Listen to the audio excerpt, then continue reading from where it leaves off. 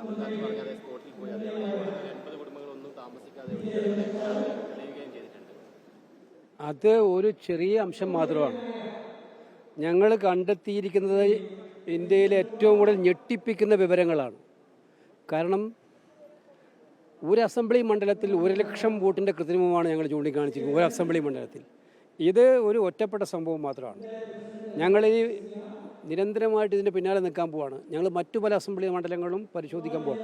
വലിയ ഉത്തരവാദിത്വമാണ്, വലിയ പാടാണ്. കാരണം അതുകൊണ്ടാണ് ഇലക്ട്രോണിക് വോട്ടർ ലിസ്റ്റ് ചോദിച്ചത്. ഇലക്ട്രോണിക് വോട്ടർ ലിസ്റ്റ് കിട്ടിയാൽ 30 സെക്കൻഡ് കൊണ്ട് നമുക്ക് കണ്ടുപിടിക്കാവുന്ന കാര്യം 5 മാസം എടുക്കേണ്ടി വരുന്നു എന്നുള്ളതാണ് പ്രശ്നം.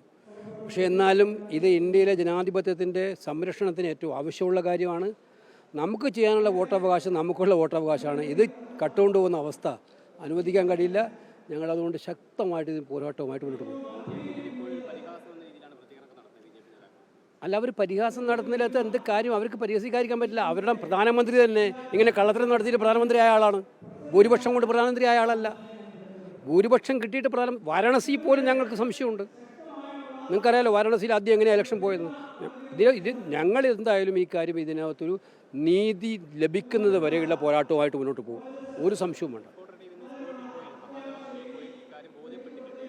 അല്ല, അതെ, നിങ്ങൾ പോയിട്ടുണ്ട്. ഇന്നലെ ഇന്ത്യ TV നടത്തിയിട്ടുണ്ട്. ഇത് ഒന്നും കള്ളമല്ല. അവർക്ക് പരിശോധിക്കാമല്ലോ. Election commission പരിശോധിക്കാമല്ലോ. ഞങ്ങൾ പരിഹസിക്കല്ല വേണ്ടത്. ഈ ഇന്ത്യയിലെ പ്രതിപക്ഷ നേതാവ് ഉന്നയിച്ചിരിക്കുന്ന തെളിവുകളടക്കം ഉന്നയിച്ചിരിക്കുന്ന ഗൗരവതരമായ കാര്യങ്ങൾ അത് പരിശോധിക്കാനുള്ള സമ്മതം ഉണ്ടാവണ്ടേ? ഇലക്ഷൻ കമ്മീഷൻ എന്താ BJPയുടെ ഡിപ്പാർട്ട്മെൻറ്റാണോ? അവർ നിഷ്പക്ഷവും നീതിയുമാവുമായിട്ട് ഇലക്ഷൻ നടത്തേണ്ട ഉത്തരവാദപ്പെട്ടവരല്ലേ?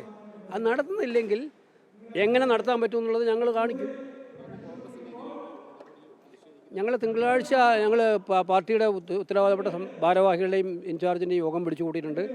ഇന്നും നാളെയൊക്കെ തന്നെ ഞങ്ങൾ ക്യാമ്പയിനാണ്. ഇന്ത്യ രാജ്യമായിട്ട് ഇന്ത്യ മുന്നണിയും കോൺഗ്രസും ഇത് ക്യാമ്പയിൻ ഏറ്റെടുക്കും. ഞങ്ങൾക്ക് ഒറ്റ കാര്യമുണ്ട്, നീതിയുക്തമായിട്ട് ഇലക്ഷൻ നടക്കണം. ഇലക്ഷൻ ഏറ്റവും ആവശ്യം വോട്ടർ പട്ടികയാണ്. ക്ലിയർ ആയിട്ടുള്ള വോട്ടർ പട്ടിക ഉണ്ടാക്കണം.